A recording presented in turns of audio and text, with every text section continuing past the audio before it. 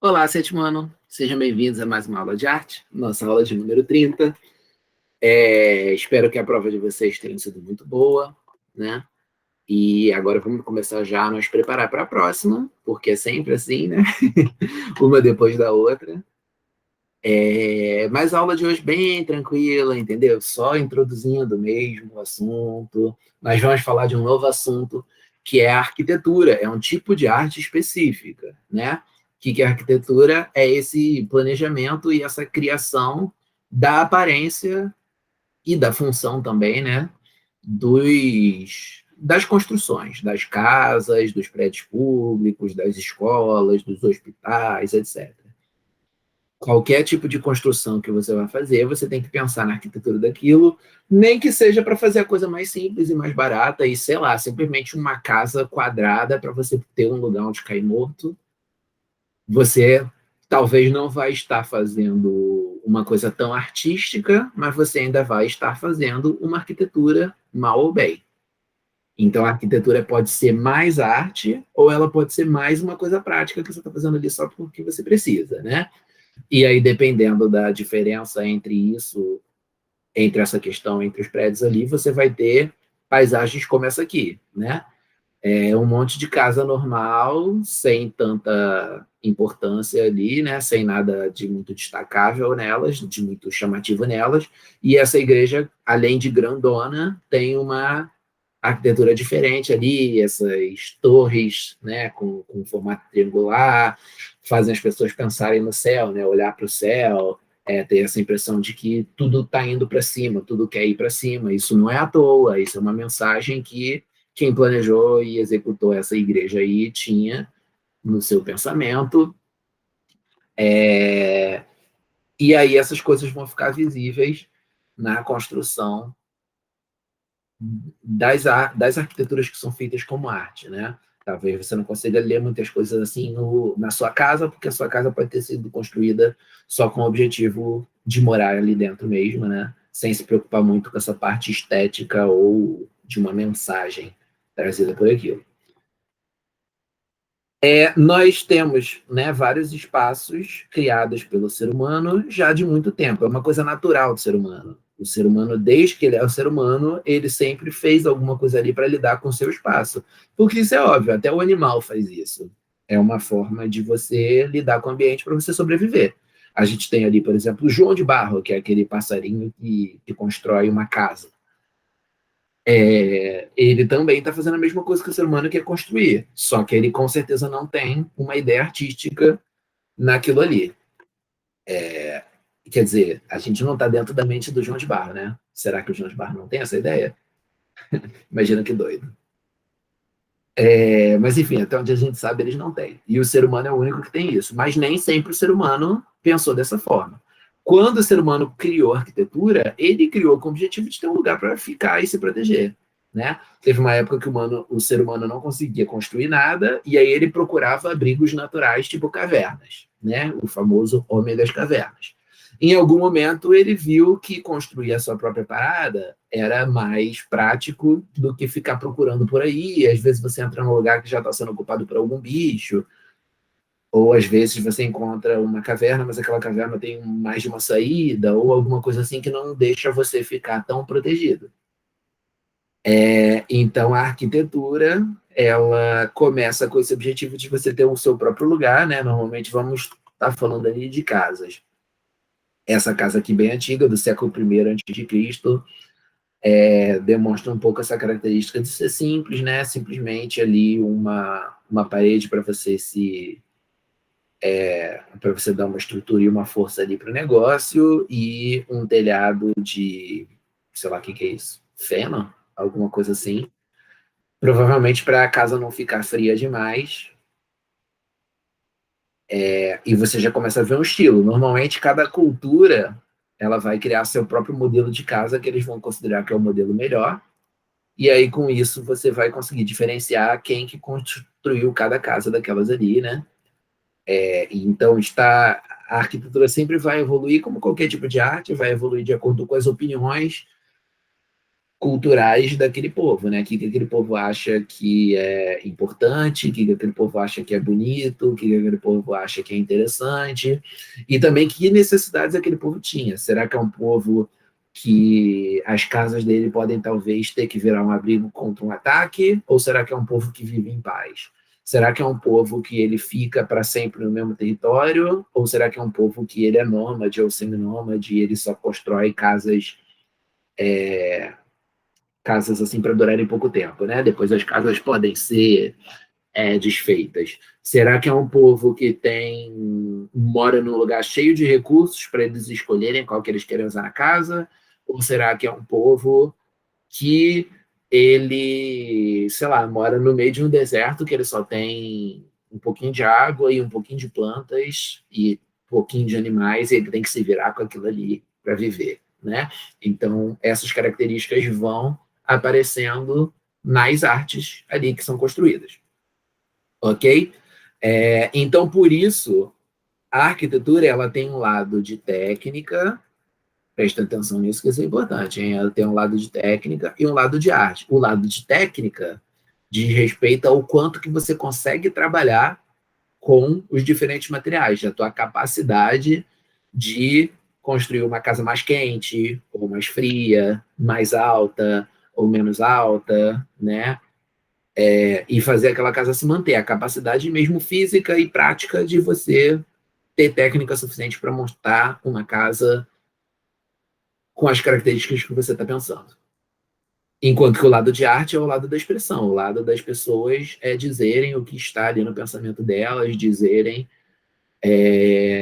o que elas querem expressar com cada uma dessas construções.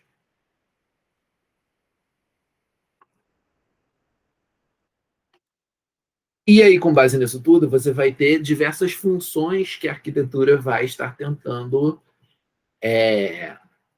resolver, né? Vários objetivos para você construir as coisas que acabam gerando arquiteturas com características diferentes. A arquitetura vernacular, palavra estranha, né? Vernacular, é o que tem a ver com a cultura regional de algum lugar. Uma coisa bem típica de uma região ou de um país. Essas palafitas aqui, por exemplo, que estão aparecendo na imagem, elas são as construções que o povo do interior daqui do Brasil, principalmente a região norte, constrói. Então é adaptado com as características daquele lugar que o pessoal vive. O que você tem no norte aqui do país, na região ali beirando a Amazônia? Ou Pantanal, etc. Você tem madeira pra caramba, então as casas vão ser construídas de madeira. E quais problemas que as casas têm que evitar? Tem que evitar a cheia dos rios ali de entrar dentro da tua casa. Ou seja, os caras vão fazer a casa em cima dessas estruturas de madeira aqui, bem em cima do nível da água quando ele está baixo, para quando ele subir, não entrar dentro de casa. Então, a arquitetura vernacular ela sempre vai ajudar a você entender qual era a vida daquela população. Tanto é que o pessoal aí, antropólogos, historiadores, sociólogos, eles vão estudar bastante a arquitetura como uma forma de entender as culturas. A arquitetura tumular, já diz o nome, né? Eu vou explicar. Ai, perdão, gente. Não vou voltar o vídeo por causa disso. Todo mundo espirra, entendeu? Normal. A arquitetura tumular já diz o nome, ela constrói túmulos, né? Ah, mas, pô, precisa arquitetura para construir um túmulo? É só botar um caixão. É só botar um caixão quando estamos falando de um enterro ali feito sem tanto paranauê, né? Mas sabemos que existem culturas diferentes que fazem coisas diferentes com seus povos, e a gente tem exemplos até extremos ali de túmulos gigantes que são verdadeiras construções maiores do que muita casa por aí, como, por exemplo, aqui as pirâmides do Egito, né?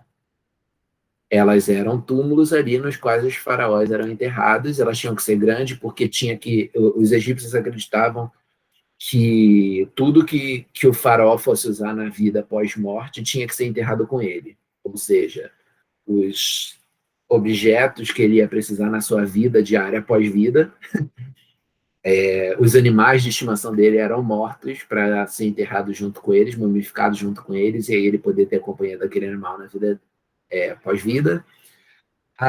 Até a família, né? Os escravos, os servos, era todo mundo ali morto junto Era uma coisa bem de doido, né? Mas é porque o faraó era considerado um deus na Terra, então tudo relacionado ao faraó era tratado com muito cuidado, né? E com muito exagero até das coisas que eram pensadas para o faraó. Temos a arquitetura religiosa, que são os templos, né? Usado para as pessoas para rezarem. Então, ou aquilo ali tem que ser grandioso e fazer as pessoas terem essa ideia de louvar a Deus, que Deus é muito grande, ou deuses, né? Porque tem povos que tinham vários deuses. Ou então aquele coisa tem que ser mais íntimo, mais acolhedor, né? Com o interior mais gostoso para as pessoas poderem se sentir à vontade ali, acolhidas pelo lado ali religioso e à vontade de refletir sobre a vida delas de alguma forma. A arquitetura comercial é essa arquitetura que é pensada para fazer uma loja, é pensada para você fazer um shopping, para você ter uma prestação de serviço qualquer. Normalmente ela tem características para você possibilitar todo mundo que passa ali ver o produto, né, como as vitrines, ou então características como espaços amplos e estimular as pessoas a andarem, circularem, verem os produtos, esse tipo de coisa. A arquitetura monumental é a arquitetura que é feita para valorizar grandes acontecimentos, grandes pessoas, grandes histórias de uma sociedade. Então, você tem as estátuas, por exemplo, colocadas na rua, os prédios importantes, museus, como esse museu aqui, o MASP, em São Paulo, é super bonito também, né? Então, normalmente, vão ser, hoje em dia, pelo menos, são as obras que mais capricham, essas que são mais artísticas mesmo, que é para lembrarem as pessoas de alguma coisa. E, claro, todas essas funções elas podem se misturar. Uma pirâmide, daquelas ali que a gente falou antes, ela era grandiosa porque ela estava pensando na vida eterna da pessoa, mas, então é a característica tumular, né? Mas ela também tem a função de monumento, que era demonstrar ali o poder daquela pessoa, valorizar a vida daquela pessoa mesmo depois dela estar morta. Uma igreja, tipo antigamente, que alguns corpos das pessoas eram enterrados dentro da própria igreja. Ela tem característica tumular e ela também tem característica religiosa. Um prédio no qual um prédio que é igreja, mas o padre mora ali dentro, tem uma salinha pensada para o padre morar. Então, ela não vai ser só religiosa, vai ter uma função ali de habitação, pode ser considerada uma arquitetura vernacular, dependendo das características dela ali, e por aí vai, né? Então, dá para você misturar todas essas coisas, e qualquer tipo de arquitetura, seja lá qual for a função dela, ela ainda tem a capacidade de causar sensações, se essa for a ideia. Ela pode ser usada para provocar sentimentos, pensamentos, reflexões, pertencimento ou qualquer coisa assim. É o caso dessa casa, ali na República Tcheca, né, chamada de Casa Dançante, porque ela é feita de uma forma meio torta para parecer que era uma casa normal e que ela se distorceu ali, que ela ganhou vida, mas na verdade ela já é construída dessa forma torta mesmo. Isso é de propósito para causar essa sensação. Então você vai olhar para isso e vai ficar marcado ali na aparência do local. Ok? Com isso, vamos para o nosso exercício para fechar aqui a nossa matéria de hoje. Para cada imagem abaixo, escreva o tipo de arquitetura e qual é a característica marcante desse tipo, né? Isso aqui é um templo, né, de alguma religião lá do Oriente, não tenho certeza exatamente de qual. Então, deve ser a característica, Templo do Céu em Pequim, né? É a arquitetura religiosa, é um espaço dedicado para pensar em coisas grandiosas ali, tipo o que é divino, né? Por isso ele é tão grande, talvez, né? Outras características devem expressar questões ali que aquele povo acredita. Esse aqui é construído na encosta de um morro, né? A legenda já diz, moradia em um penhasco no Mali. Então, você usou o material disponível ali na região, que era o quê? Pedra, né? E as pessoas se adaptaram àquele ambiente ali para elas conseguirem morar e ter o seu dia a dia. Então, qual é essa característica? Qual é esse tipo de arquitetura? É a vernacular, né? É regional, baseado no que você tem ali de vida numa região. Essa fachada de um shopping center é muito óbvio, né? O shopping center ele quer vender as coisas, então a arquitetura é comercial. E o Taj Mahal, mausoléu na cidade de Agra, na Índia, ele é pensado para ser um túmulo. Então a arquitetura tumular é a estrutura para homenagear e guardar os mortos. Claro que ele tem características da monumental também. Alguém poderia dizer que é vernacular, porque tem essas torrezinhas e essas cúpulas que são típicos da Índia, mas, enfim, o principal função é a função tubular.